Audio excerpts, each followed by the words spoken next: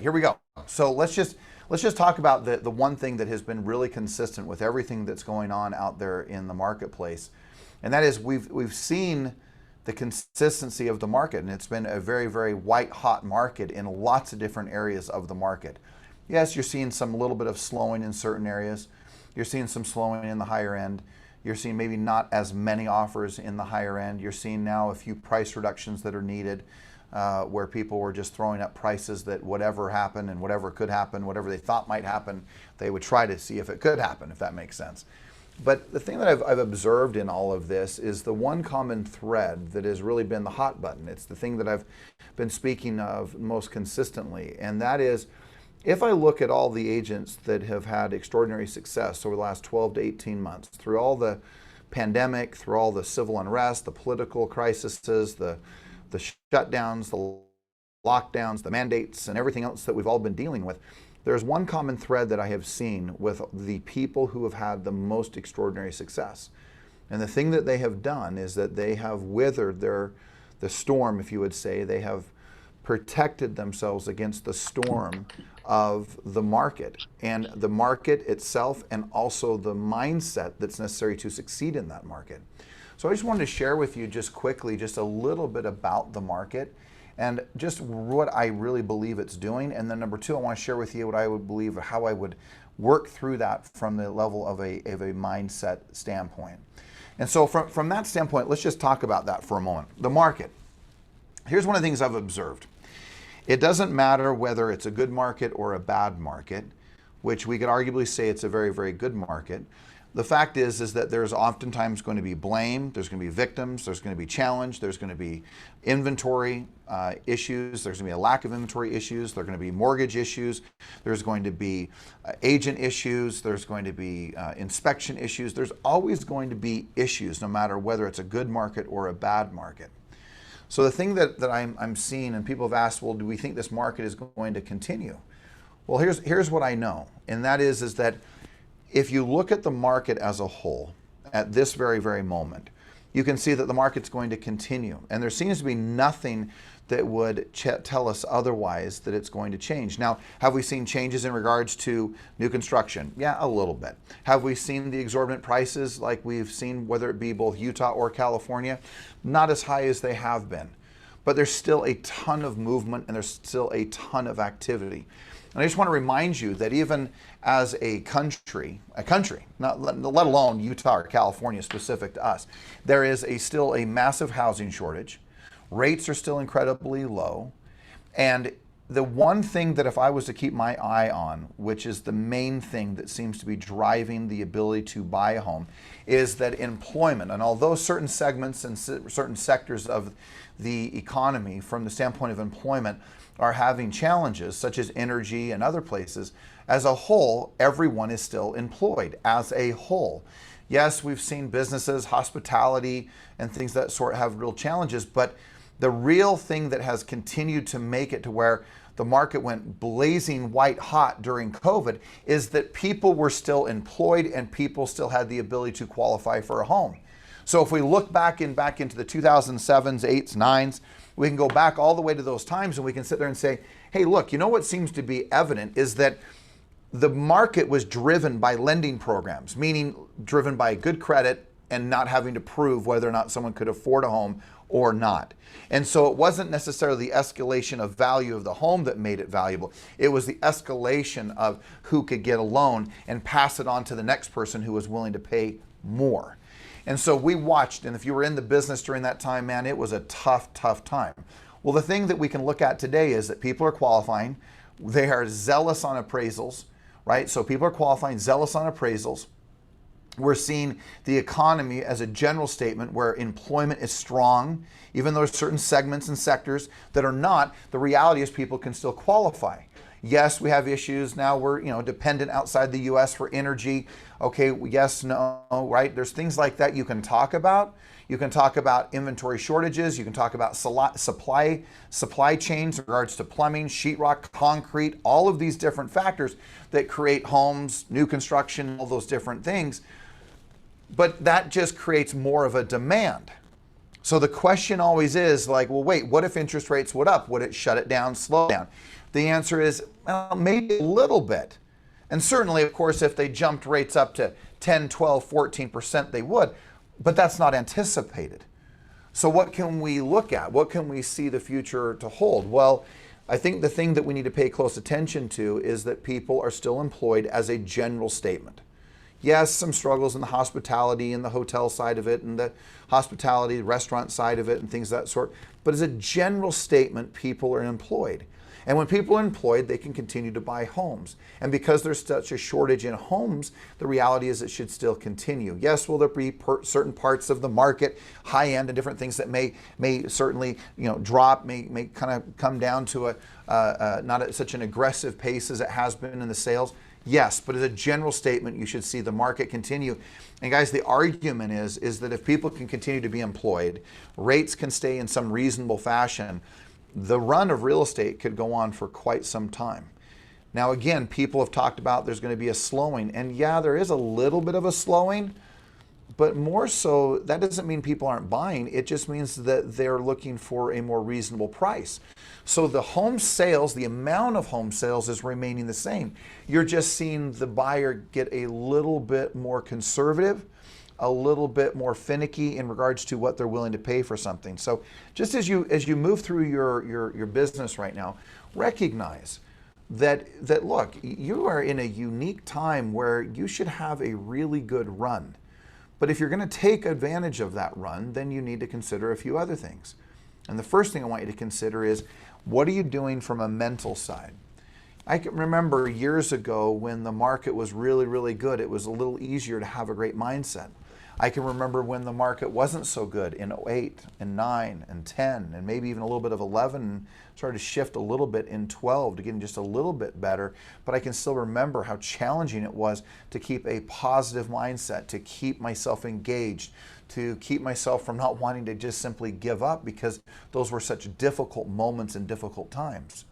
So when you look at your own career, when you look at your own business, I want to ask you just a couple of quick questions here. Number one, what are you doing right now to elevate your mindset? What are you doing right now to elevate your mindset? What are you doing to simply create the belief, the confidence, the strength that is needed for you to persevere through the most best of moments, but more importantly, through the most difficult of moments? So I just want to remind you, and it's something, of course, that's always a hot button for me, but what are you listening to? What are you reading? What are you watching? Who are you spending your time with? Are you exercising? What are you doing in regards to reading? Are you writing in your journal? Are you watching the right stuff? Are you spending time with the right people? Are you consistently getting coached and trained and elevated in regards to where you're trying to take your life, your business, and your future? And the reality is I have this firm belief that nothing that has ever been created was not first seen in vision first. So if you can't see yourself doing a tremendous amount of business, it is unlikely that you're going to do it. And I've said this story for years, and I'm going to repeat it, and it's a quick one, but it's simply this. Here we have Sir Edmund Hillary on the highest peak on Earth. He is on the top of the Earth, 32,000 feet in the air. He takes a picture of Tenzing Norgay, the Sherpa that accompanied him and was amazing in helping him get to the top. And as the two men stood on the top, there was never a picture taken of Sir Edmund Hillary. He was asked the question when he came down from his climb. He was asked the question by a reporter, and she said, "Hey, what was it like? Edmund, what was it like?" And he said, "It was exactly like I imagined it 10,000 times before."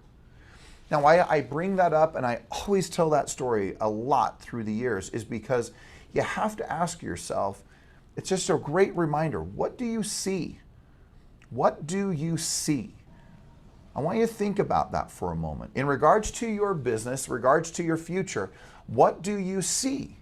And see, if you can't get familiar with the idea of doing a lot of business, familiar with the idea of living parts of your dream, familiar with maybe the house you want to live in, familiar with the car you want to drive, familiar with the vacation you want to go on, familiar with the investments you want to have, familiar with the dollars you want to set aside, familiar So one of the things I've often done is I always like to have a little stack of cash. I say a stack, I don't know, give or take $5,000-10,000. You may say, wow, why so much? Or maybe some of you are saying, why so little? But what I like to do is I like to hand that to my kids. We've had a game that's gone on for years where I say, all right, if you can guess within $100 or $20 of what this is, I'll give all of it to you. Now, fortunately, I have never lost that bet. All right, and I've never lost it. But what I like them to do is I like them to hold the money. And you say, well, why do you want them to hold the money? Because I want them to get used to having money. So that when you, think about this in your life. Have you ever gotten a new car that you feel so uncomfortable with? Have you ever gotten into a new home where you're just not quite comfortable? Have you ever gotten into that new outfit? How about the new outfit? Where you just feel a little uncomfortable. How about this? You have a big, huge health gain and you change your health and you improve your health radically.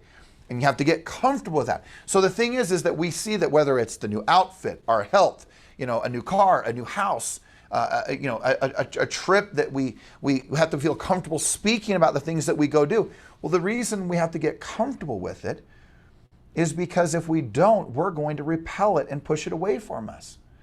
So look, the key here is that if you want to do great things in today's market, no matter where this market is going, whether it's going up, whether it's going down, whether it's transitioning, right, whether it's flat, the fact of the matter is you got to get familiar with your dreams. You got to get familiar with where you want to take your life. So how do you do that? Yes, you can, surf the internet. Maybe it's go talk to a person. Maybe it's go test drive the car. Maybe it's go walk through the home. Maybe it's, take some money and just feel. Maybe it's writing yourself a check that you are going to pay yourself at some future moment. I had a check that would stay on my bathroom mirror for years. It said, paid to George Morris, $1 million, signing my name to it. And it would say on the bottom on the check, it would say for hard work. I had that for years on my bathroom window or bathroom mirror. Why? Because I wanted to get familiar with feeling those experiences of wealth and abundance and things and achievements and accomplishments and experiences. And the more familiar you get with where you're going, the better chance you have of getting there. I promise you this. So make the effort, take the time to get familiar with your dreams, familiar with your future, familiar with where you're taking your life and where you're going. All right? Okay, so we've talked about the fact that the market, should continue. Number 2, let's get the right mindset. Number 3, let's make sure that we really take the time to get familiar with our dreams, our goals, and our most sacred desires. All right? And next, I want you to write down these numbers for me for a moment. So some of you are taking notes. So good to see so many of you. Thank you for being on the call. So here we go. Write this down. Write down 240 work days. Now, I did this earlier today, but I want you to write them down. 240 work days. Number 2, I want you to write down 240 appointments set. 240 appointments set. Number 3, I want you to write down 120 appointments attended. We're going to go through this in a moment. And look, some of you, you might say to yourself, I've heard this. Yep, you've heard this part, because I'm never going to stop talking about it. All right, so stay with me. 120 appointments attended. 60 taken / buyer brokers signed. Right, so 60 taken or buyer brokers signed. Last, write down the number 45. Put a big X, the times $10,000.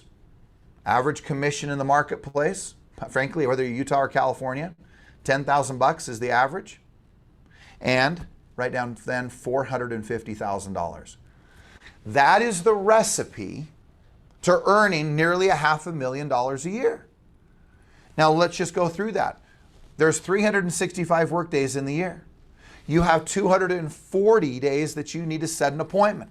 Now here's the beauty of it. It doesn't matter whether it's a buyer, it doesn't matter whether it's a seller, because I just simply want you to set an appointment with a new person, new blood, not someone who you've gone and shown properties to before, not a listing appointment you've already attended, brand new blood, one appointment in a day, 240 work days in a year. That means you get to take off nearly 2.5 months. Right? 365 work days or 365 days are in the year. I'm only suggesting that you work 240 of them. 240. That means you get to go on vacation. That means you get to take some time off for the holiday. That means you get to go serve in your community or do something with your church or do something with the youth or do something with your family, do something with those you love. So this isn't about binding you down. Remember, discipline equals freedom. And the freedom is inside the schedule. Discipline equals freedom. And the discipline, the freedom, is in the discipline of the schedule is where the freedom resides. Okay, so 120 attended, 120 appointments attended. Now here's what's interesting. Let's back up. Got ahead of myself. 240 set, meaning one appointment a day with either a buyer or a seller. Now point 3, 120 attended. Meaning that you set the appointment, only half of them you're going to attend. Half. Half of the buyers you'll show up and meet with, half of the listings you'll show up and meet with, but only half. And if I take the next half and say, well, you know what, after you've only attended half, you're still only going to get half of them to sign up with you. Half of them sign an agency agreement. Half of them sign the listing agreement. Half. So now you're at 60. 60. And of the 60, I know that about 45 of them will either buy or sell a piece of property once they're working with you. So 3 out of 4, something happens with them and something goes well with it. Guys, $450,000. Now I've made a statement for probably nearly 15 years. It is inexcusable for any agent who wants to earn money in this business to be earning less than $250,000 a year. And some people get a little bit put off by that comment. They get a little bit offended. They go, well, George, you don't understand. No, what I understand is that you have chosen, and this is the key factor here, gang, you as an individual, not as a victim, not blaming the market, you have decided that you will not set one appointment a day. And you may say, well, but come on, George. I mean, sometimes I don't set an appointment. Well, then let's go back and look at the number of contacts that you're making, the number of people that you're speaking to. The fact of the matter is that you have to recognize that if you want to be successful in this business, you have got to set appointments. But the only way you set appointments is you have to talk to people and you have to have a conversation. And as you all know, I believe it needs to be a meaningful conversation. Well, if it's not a meaningful conversation that's real, authentic, and sincere, then the question you have to ask yourself is, well, how do I expect then to have these type of numbers? And you can't. You're just frustrated by what I have to say. But if you'll take a step back and you'll recognize that, wait a second here, what if I found a way to prospect every day? What if I stopped listening to what I felt like doing and I just simply did what I know I'm supposed to do, which is, of course, prospect? Guys, it's pretty simple. When I was earning $1 million a year selling real estate, it was pretty simple. I just made sure I set 4 appointments in a day. That's it. And they said, well, George, that's it? Yeah, that's how you make $1 million+ a year. You set 4 appointments a day. You only go on 2 of them. And then you only got pretty much list or take only one of the transactions at a time. You say, well, that seems so overwhelming. And it can be. But if I look at the awesomeness of like a Brian Burnett, or I look at the Jessica Terrys, or I look at the Tina Hares, or I look at any great agent that's having a high level of success and massive profitability, it is that they have figured out that if they talk to a certain number of people every single day, everything they want and want to achieve comes together. So as much as you want to convince me and you want to convince yourself or you want to convince others that your situation is different, I'm just here to tell you that it might be different, but it doesn't matter if it's different. Because the one commonality that we each have is that we've got to make sure that we are prospecting. We have to make sure that we're talking to people. We have to make sure we're having meaningful conversations. Because if you do have those, then the sky is the limit. You can accomplish and do anything in this business. The problem is that we keep thinking there's a market issue, an inventory issue. We start thinking that the people are always trying to have me cut their commission, or they're trying to get too good of a deal and I'm not earning enough. And that's because we're only working with a finite, small group of people. But if we want to expand our horizons and we want to earn a heck of a lot more, then my challenge to you is this. And that is that you got to talk to more people. And as hard as that is some days when you don't feel like doing it, I'm here to tell you that you can negotiate with yourself and you can move through that for yourself and you can achieve everything that this business has to offer. So just ask yourself today, how many people will you speak to? How many contacts? Because there are 3 elements to this as we begin to wrap up today. All right, so look. Don't get too fixated on the market, because if the market's going up or the market's going down, then guess what the answer to the equation is? Go talk to more people. It's always the answer. Go speak and talk to more people. All right? We got to make sure we're spending time with the right people. We got to read, write, listen, keep and protect that mindset. We got to know our numbers, and the numbers tell us that we need to talk to a lot more people. So that's the question then. How many people will be the people that you talk to each day? How many will there be? Is it 10, 20, 30, 40, 50? Guys, back early on in my career, when I wanted my first year in business, when I wanted to sell 30 plus homes, I sold 33 homes my first year in business, and I sold, and a lot of people do less, a lot of people do more. That's not the point. This is the point. The point is that I talked to over 100 people per day. 100 people. Now, they weren't meaningful conversations. I'm not going to say they were meaningful 30 years ago. Okay, they weren't. But I had them. Some of them were just a quick contact. Some of them were just a quick hello. Some of them hung up on me. But I made sure I talked to enough people to hit my goal. So look, for some of you, it might be that you talk to 10 people and you hit all your goals. For some of you, you have to talk to 50 people to hit your goal. For some of you, you might have to talk to 75. So let's just write these down. The first segment is, how many people will I talk to? The second segment is this, and that is, how many hours will I prospect? So people talked to or spoken with. Number 2, hours prospected. I always had a minimum standard. Had to be at least 3 hours of prospecting. I needed to know that I could prospect for 3 hours a day. Yes, I would prospect for an hour, take a 10 or 15 minute break, prospect for another hour, 10 or 15 minute break, prospect for another hour, 10 or 15 minute break, or jump into other meetings. But either way, I made sure I was speaking to the people. So number 1, I've got to make sure I make enough contacts. Number 2, I need to spend enough hours. And number 3, the ultimate of why all prospecting occurs is I have to set actual appointments. I need to set the actual appointment, right? Set it. So I've had rules for years where this is how they went. If I have my dry erase board, I'm not going to do that right now, but I would ask that many of you might write this down, or maybe one of you writes it in the notes section, but it's this. I will prospect, this is what I used to do for years. I will prospect for 3+ hours a day, or I will make over 30 contacts a day, or I will set 2+ appointments a day. The beauty of those rules has a profound impact on the way in which I would operate my day. I knew that if I didn't set an appointment, but I made 30 contacts, I was victorious. I know that if I didn't make 30 contacts or even set 2 appointments, if I just prospected for 3 solid hours, I knew that I was successful for that day. So as you're moving through your career, just recognize, come on, just be honest with yourself. Come on, there's no reason that you're not earning more money, except for the one reason that people don't want to pay attention to.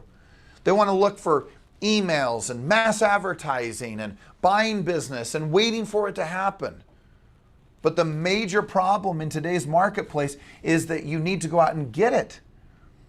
And if you're not earning enough money in today's marketplace, it is a direct result because you're not speaking to enough people. Now you may say, well, George, I don't want to speak to more people and I'm making enough money.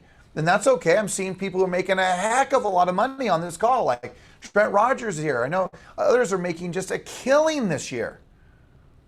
But if they want to make more, the answer to the question is, or to the test is, that they need to go talk to more people. They need to talk to more people. As much as you want the answer to be different, you want the market to be easier, you want more inventory, you want more listings, you want your sphere to give you more business. You want so many things that you just want, but just because you want it doesn't mean you're going to get it. You get what you deserve. And what you deserve is you may not deserve anything because you're not making the calls. So you got to get really focused on the fact that if you want to win at the game of real estate, whether it's a good market, a flat market, a market that's rising, a market that's going down, the answer is always the same. It is always the same. Go prospect and talk to more people. And if you'll do that, everything else comes together. And I can just promise you, from the bottom of my heart, but more importantly than the bottom of my heart, from my own personal experiences of bad markets, good markets, from markets that are flat to markets that are crashing and burning to markets that are just raging in fury and fire of awesomeness. Answer's still always the same. You must talk to more people. Remember, the agent who makes 30 contacts a day versus the agent who makes 5 contacts a day. Think about this for a moment. The agent making 30 contacts a day is the equivalent of the agent who makes 5 contacts in a day for a whole week. Meaning, in that one single day of that agent making 30 contacts, they do as much work and talk to as many people as the agent who takes a week to do it. So imagine if you're the agent only making 5, 6, 8 contacts a day, and then you have this mindset that you believe that you're going to make a fortune economically during that. And the answer is you're not. It's just not possible because the rules are set. The answers to the test are there. You know the answers to the equation. The equation is if I talk to a certain number of people, I will get a certain number of appointments. In fact, what we know is that here's some stats for you. 1 out of every 3/4 people will be home. You will have a conversation. We know that for every 15 people that you talk to, you will pick up 1 lead if you were just calling, just listed, just solds. And for every 100 just listed or just sold, so cold stuff that you talk to, you will set on average 1 to 3 appointments for every 100 contacts you make. Now you may say, well, man, that's a lot of people to talk to. You better believe it is. But that's why we use dialers. That's why we call fast. That's why we take 3 hours and we do it. Meaning that you actually have 1 to 3 solid appointments for every 100 people you talk to. Cold phones. Hey, we just listed a home in your area. Hey, we sell a lot of real estate in your area. Just wondering, do you have any plans on moving soon? That's it. Knocking on the door or picking up that phone. I just want to finish with this one question. Ask yourself, how much are you giving up of your life? How much are you giving up of your life financially? How much are you giving up of your life with the dreams, the goals that you are giving up because simply you are not speaking to enough people? As much as I said this earlier today to a small group of agents, I said, you will get no sympathy from me as to why you're struggling in this business if the reality is that you just come in and go, I just don't know why I'm not succeeding. And then I'm going to go down and say, well, how many people are you speaking to? And if you told me you were speaking to a lot of people, then we would know the answer so quickly, right? We know the answer is, let's fix a skill set.